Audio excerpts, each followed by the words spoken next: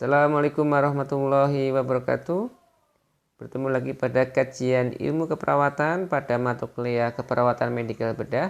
Pada kesempatan hari ini saya akan menyampaikan terkait materi yaitu proses keperawatan atau nursing process pada pasien dengan gangguan efusi pleura atau pasien with pleural effusion. Pada kesempatan hari ini target pembelajaran kita adalah diharapkan Anda nanti setelah mengikuti pembelajaran hari ini Anda mampu memahami terkait bagaimana patofisiologi efusi pleura. Kemudian yang kedua adalah proses keperawatan pada pasien dengan efusi pleura. Baik, kita bahas yang pertama. Sebenarnya apa sih yang terjadi pada pasien dengan efusi pleura? Efusi pleura itu merupakan kondisi abnormal di mana terdapat akumulasi cairan di dalam space pleura atau rongga pleura di antara pleura parietalis dan pleura visceralis yang menyelimuti atau yang membungkus dari paru-paru. Jadi cairannya itu terkumpul di rongga pleura atau pleural space antara parietal dan visceral pleura, terisi oleh cairan yang berlebih yang sifatnya abnormal. Cairan ini bisa berupa cairan serosa, kemudian cairan darah ataupun cairan pus akibat suatu infeksi. Kelebihan cairan ini menghambat ekspansi dari paru-paru dalam proses ventilasi, yaitu mengeluarkan CO2 dan menghirup O2.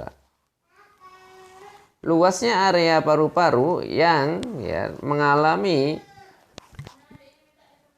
efusi pleura ini menghambat atau mengganggu pertukaran gas di area tersebut atau area yang mengalami efusi pleura atau area yang terdapat dampak penimbunan cairan di rongga pleura. Cairan ini akan semakin lama akan semakin meningkat dan meningkat semakin banyak dan semakin banyak dan menggantikan jaringan paru-paru. Dan hal ini akan berdampak akan menekan paru-paru sehingga paru-paru menjadi kolaps ke arah mediastinum pada dinding dada. Tergantinya struktur dari paru-paru yang digantikan oleh cairan ini menghambat atau berdampak pada gangguan pertukaran gas yang ada di dalam paru-paru.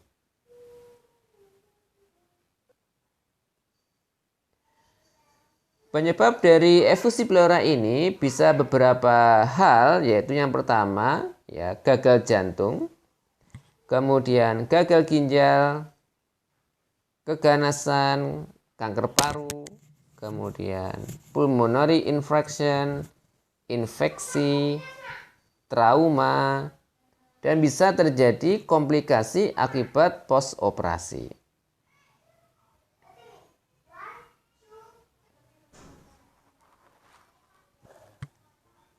Bisa Anda lihat ilustrasi pada gambar pada layar bahwa efusi pleura ini bisa terjadi karena peningkatan tekanan negatif sehingga cairan-cairan itu bisa masuk ke dalam rongga pleura sehingga menekan jaringan dari paru-paru sehingga nanti paru-paru itu bisa menjadi kolaps dan bahkan menekan pada area pertengahan pada mediastinum ke arah mediastinum.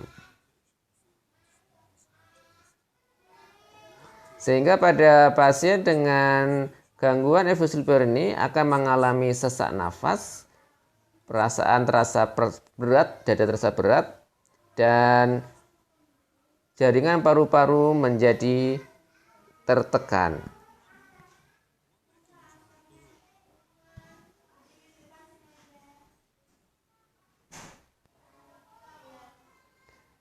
Seperti yang telah saya sampaikan tadi dengan adanya desakan dari cairan terhadap jaringan paru-paru. Hal ini akan menunjukkan tanda gejala sebagai berikut. Yang pertama adalah nyeri dada. Nyeri dada ini muncul akibat adanya inflamasi peradangan pada area pleura. Tetapi tanda-tanda nyeri dada ini tidak pasti atau selalu muncul. Tanda yang kedua adalah kesulitan untuk bernafas atau terjadi dyspnea. Hal ini diakibatkan karena apa? Menurunnya kemampuan dada untuk melakukan ekspansi, pengembangan dada, karena adanya desakan cairan terhadap jaringan paru-paru. Tanda yang ketiga adalah penurunan suara nafas pada saat kita melakukan auskultasi. Maka pada area yang terdapat akumulasi cairan, paru-paru yang terdapat akumulasi cairan, maka ketika kita mendengarkan auskultasi, maka suara auskultasinya akan mengalami penurunan. Kemudian tanda yang berikutnya adalah ketika kita melakukan perkusi, maka hasil yang dapat kita peroleh adalah dengan suara dullness, terutama pada area-area yang mengalami efusi pleura atau pada jaringan paru yang mengalami penumpukan cairan. Kemudian tanda selanjutnya adalah fever atau demam. Demam ini disebabkan oleh karena adanya suatu infeksi atau dengan adanya emphysema.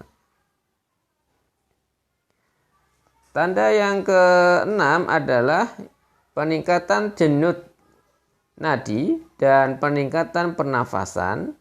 Kemudian terjadi penurunan tekanan darah. Hal ini diakibatkan karena banyaknya darah yang hilang terutama pada efusi pleura akibat hematotoraks. Kemudian pada pemeriksaan oximeter, pulse oximeter akan terdapat rendahnya saturasi oksigen.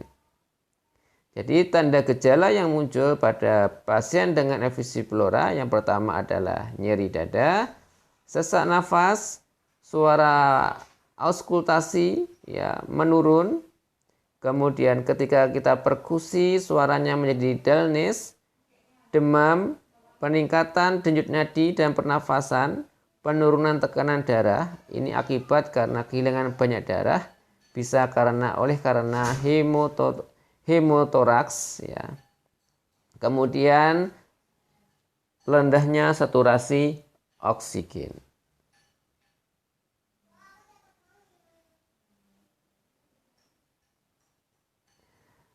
Untuk pemeriksaan penunjang bisa dilakukan X-ray atau ronsen, kemudian CT scan dada, kemudian ultrasound dada. Semua ini akan menunjukkan adanya efusi pleura. Kemudian bisa dilakukan torakosintesis torakosintesis yaitu membuang cairan dengan sebuah jarum yang dimasukkan ke dalam rongga pleura untuk mengetahui jenis dan tipe dari cairan yang berada dalam rongga pleura. Baik, itu tadi adalah tanda gejala serta proses patofisiologi dan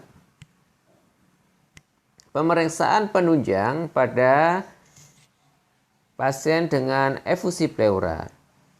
Selanjutnya di sini adalah apa pengobatan yang dapat dilakukan pada pasien dengan efusi pleura.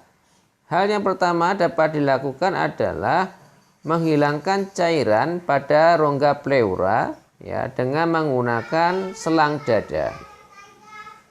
Kemudian kita berikan suplai oksigen untuk memenuhi kebutuhan tubuh.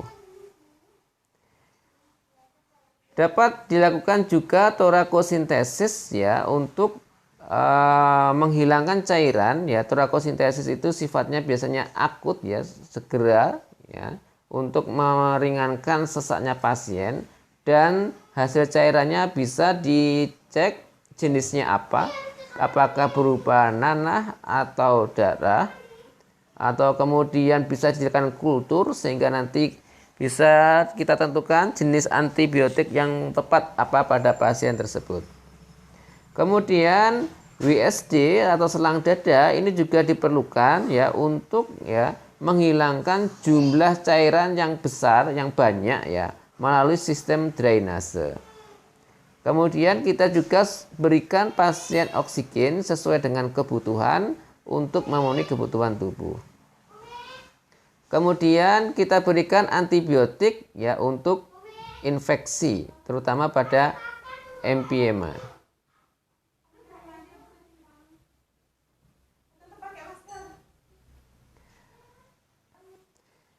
Jadi kesimpulannya adalah untuk pengobatan dapat diberikan atau pelaksanaan dapat diberikan torakosintesis, kemudian pemasangan selang dada atau WSD, selang WSD, kemudian kita berikan oksigen dan kita berikan obat antibiotik. Baik, selanjutnya ya diagnosa keperawatan apa yang muncul pada pasien dengan efusi pleura ya, masalah keperawatan apa ya yang muncul pada pasien dengan efusi pleura. Yang pertama adalah gangguan pertukaran gas, kemudian yang kedua adalah resiko infeksi, yang ketiga adalah nyeri. Gangguan pertukaran gas ini bisa berhubungan dengan ya akumulasi cairan pada rongga pleura sehingga terjadi gangguan pertukaran gas. Resiko infeksi bisa berhubungan dengan apa? Proses infeksi, adanya infeksi di jaringan paru-paru ya atau bisa disebabkan oleh karena emphysema. Kemudian selanjutnya, apakah yang harus kita lakukan sebagai seorang perawat untuk dapat menyelesaikan permasalahan klien, terutama pada diagnosa gangguan pertukaran gas? Yang pertama yang dapat kita lakukan adalah kita berikan suplemen oksigen ya untuk membantu memenuhi kebutuhan tubuh.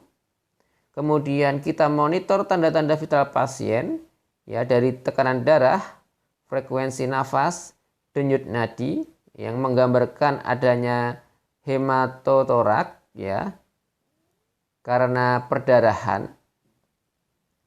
Kemudian kita ajarkan kepada pasien, kita lakukan pada pasien untuk teknik turning, batuk, kemudian latihan nafas dalam ya untuk meningkatkan ekspansi paru-paru, kemampuan ekspansi paru-paru. Kemudian karena pasien terpasang selang dada, maka kita harus selalu memonitor dari selang dada tersebut. Yang dapat kita monitor adalah ya kelancaran dari drainasenya, aliran dari cairannya dari paru-paru menuju ke selang dan menuju ke penampungan ya, ke tempat penampungan. Kemudian kita cek warna dari cairan tersebut, jumlahnya dan perubahan-perubahan selama proses perpindahan cairan dari paru-paru menuju ke penampungan atau botol penampungan dari WSD tersebut atau water cell drainase. Kemudian pastikan kepatenan dari selang dada ya. Karena ini penting karena ketika pasien ya kepatenan selang dadanya tidak pas, maka bisa menimbulkan hal-hal yang tidak diinginkan. Misalkan masuknya udara pada rongga paru-paru ataupun ketidakefektifan dari perpindahan cairan dalam rongga paru-paru menuju ke botol penampungan dalam WSD. Terakhir yang dapat kita lakukan di sini adalah kita dapat menjelaskan kepada pasien tentang proses suatu penyakit yang dideritanya, ya, bagaimana efusi pleura ini terjadi, faktor pemicunya apa, faktor penyebabnya apa pada yang dialami oleh pasien. Kemudian kita ajarkan pasien batuk efektif dan teknik nafas dalam. Baik, itu adalah beberapa ya tindakan keperawatan yang dapat kita berikan kepada pasien dengan efusi pleura.